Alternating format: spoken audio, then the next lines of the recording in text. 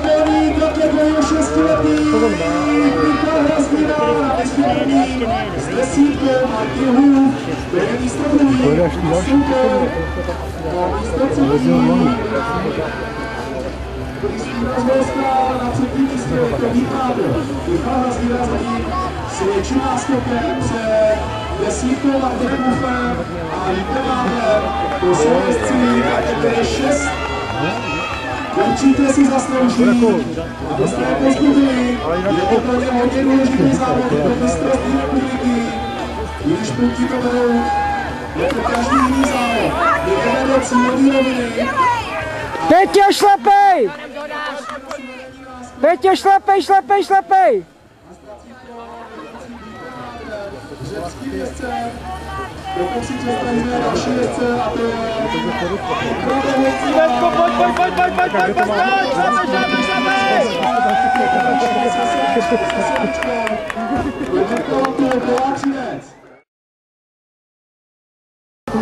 Mrslá. Takže to trvalo 40 minut. Takže až 40 minut. Oni tam nemají další ještě, nebo co? Standardně šestky musí už vědět, že jak jedou 15, 16, už se musí připravit na start. Takže poprosíme 5, 6letý. Tady někdo chybí. Ale pojede Petruška, budeš teďka volat do toho, no? Už jde. Vítek Mádr. Tady máme Peťu.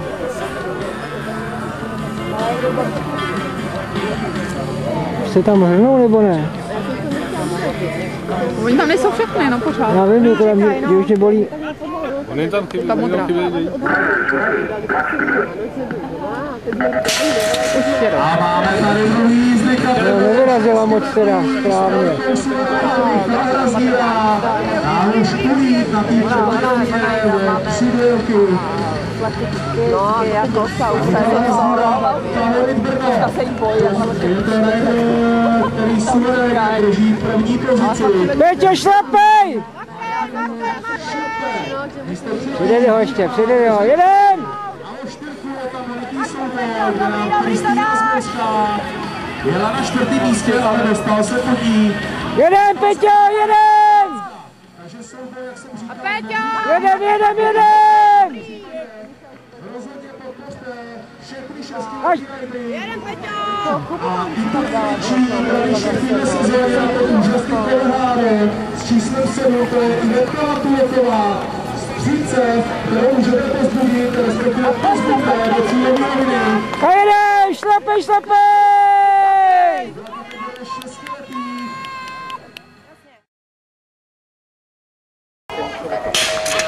A lehce zvolníme, určitě ne tempo závodu, ale ani ne rychlost, ale jdeme zpátky na kategorii 6, kde nám suverénně jede pro postup do semifinále s 3 Michal Hrazdíra, s 10 Martinů, s 20 Toznata i Vítu Mádrovi a uvidíme ostatním riderům, jestli s 51 Petře Behenský z Bohnic dá tamhle 4. místo, jestli dá na součet do postupu do semifinále této kategorie. Výborně, Vítku, výborně, skvěle, šlapej, výborně, skvěle! Pečulko, jeď, šlapej! Takže 6 riderů. Vůbec nevím, nikoho nikde nevím. Já nevidím ani auto. 3 holky, 3 kluci, rozhodně zaslouží všichni potles. Kdo? Košár. Takže cíl byl jasný.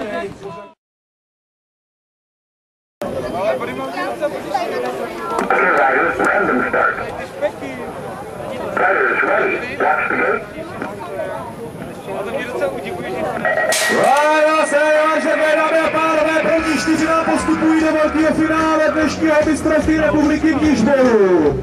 A vidíte sami, kdo si to velký finále nejvíc zaslouží. Zatím je to s 3 jedoucí Michal Hrazdíra, ale my jdeme na 3. až 4. místo. To jsou naši postupující s 10 Martinů, s 20 Vít Mádr a že by to byl ještě David Matějík.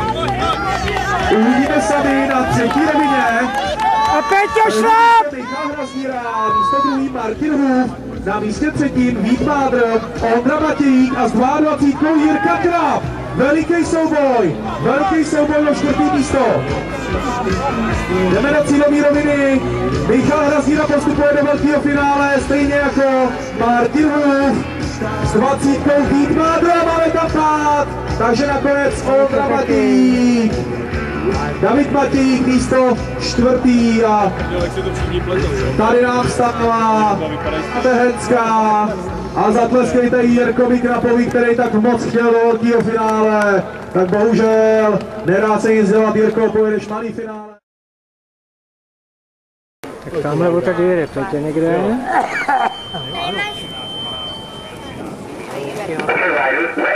Telefon, abych mu zavolal. Riders ready. Watch the gate. A máme startovaný, dámy a pánové, malý finále, hned souboj od první roviny, od prvního skoku. Koupaka máme na prvních místech. Je to Jirka Smekal, Půničovský rider, který zatím drží krásný 9. místo na republikovém šampionátu tady v Nižboru. Na místě druhým malý finále nám jede Karel Neisser, místo třetí Jirka Knap a Petra Behenská, zatím na místě čtvrtý. My jedeme do třetí roviny a vidíme, že o první místo ještě bude velký souboj, protože Jirka Smekal se tam pere s Karlem Neisserem. Jdeme do cílové roviny a určitě pozbudíme ridery v cíli, protože mají za sebou a před sebou cílovou rovinu, je to ještě veliký souboj.